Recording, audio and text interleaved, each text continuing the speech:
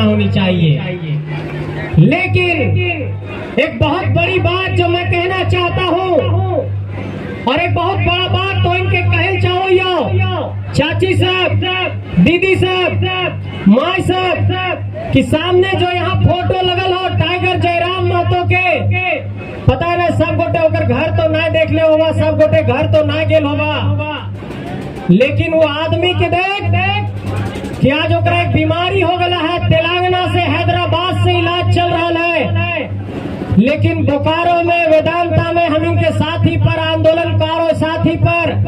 जब लाठी चल रहा है और जब पुलिस की लाठियां चलने लगी तो हमारे भाई घर के बिस्तर पर आराम कर रहे थे, उनको हम लोगों ने रोका कि दादा आप मत जाइए, बोकारो में आपकी तबीयत ठीक नहीं है। उन्होंने कहा कि हमारे लोग लाठी खा रहे हैं, मुझे मौत मंजूर है लेकिन मौत मंजूर नहीं है, और वो बोकारो की धरती पर गए और ये सिर्फ वेदांता से लड़े।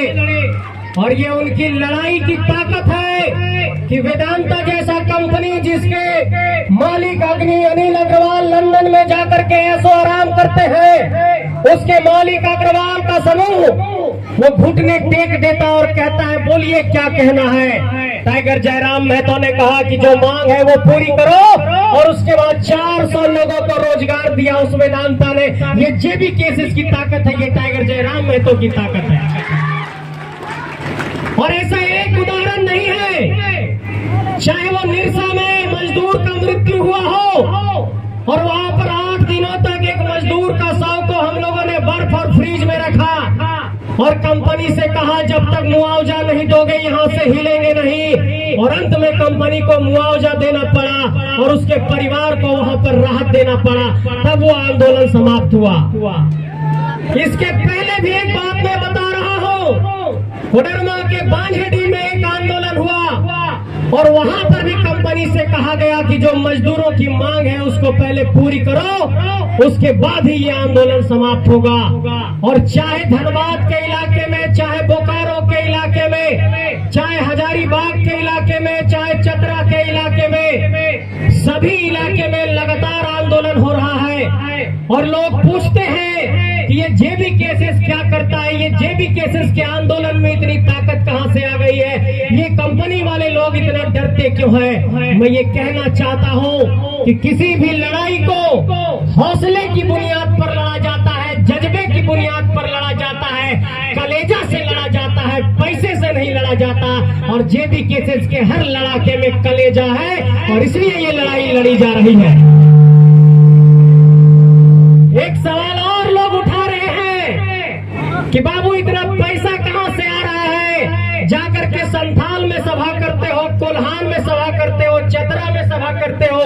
हजारीबाग में सभा करते हो, बोकारो में सभा करते हो, डुमरी में सभा करते हो। और डुमरी तो इस बात की गवाह रही थी कि इस राज्य के राजा साहब आए थे सभा करने और 60,000 की भीड़ डुमरी में आई थी और राजा साहब 5,000 में सिमट गए थे। ये जेबी केसेस की ताकत है। लेकिन मैं ये कहना चाहता हूँ कि ये ताकत आप लोगों से आया है। और चाची लोग, माँ लोग, आप लोगों से कहना चाहता हूँ कि आप लोगों की एक माँ ने अपने कोख से मान तान के तो चाची के धरती से एक ऐसे नायक को जन्म दिया जिसने 10 जनवरी 2022 को रणधीर वर्मा चौक पर ऐसे शेर की दहाड़ लगाई,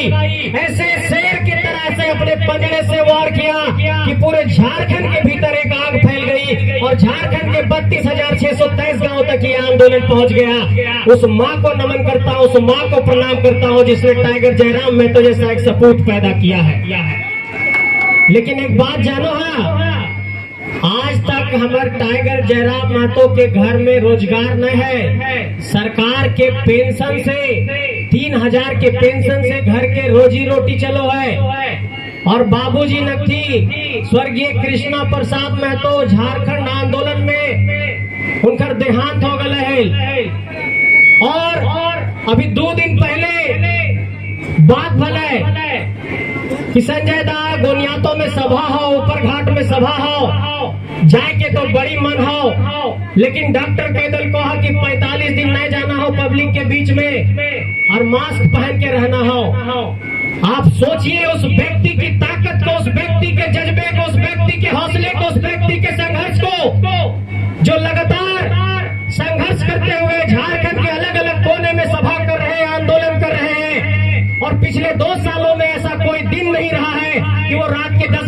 कभी सोए हो, हर दिन वो सुबह 4 बजे सोए हैं, उस व्यक्ति के संघर्ष को आपको सलाम करना होगा।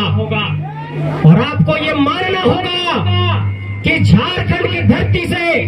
एक हीरा निकला है। और जिस तरीके से झारखंड में कहते हैं कि धनबाद में कोयले है, डायमंड है, ब्लैक डायमंड है, काला हीरा है, ठीक उसी तरीके से टाइगर जयराम में तो हमारे एक झारखंडी हीरा है। और अगर इस हीरे को आज हम लोग नहीं संवारे, आज नहीं सजाए, आज उनको नहीं बचाए, आज उनका संरक्षण नहीं किए, तो ये झारखंड की धरती फिर से इस तरीके से कोई आंदोलन नहीं खड़ा कर पाएगी। और आज की तारीख में झारखंड के भीतर किसी नेता में इतनी कुव्वत नहीं है कि महाराष्ट्र में जहां पर मन से राजनीति करता हो, जहां पर शिवसेना राजनीति करता हो, जहां पर शिवसेना झारखंडियों को मारकर भगाता हो, उस बेलापुर की धरती में झारखंड के नौजवान ने 50,000 की भीड़ जुटाई। ये टाइगर की ताकत है, ये जयराम महतो की ताकत है। मैं पूछना चाहता हूं कि झारखंड के आंदोलन के दौरान से लेकर के झारखंड अलग होने के बाद से क्या झारखंड के नेताओं में किसी भी नेता में इतनी ताकत रही कि झारखंड के सीमा को लांग करके,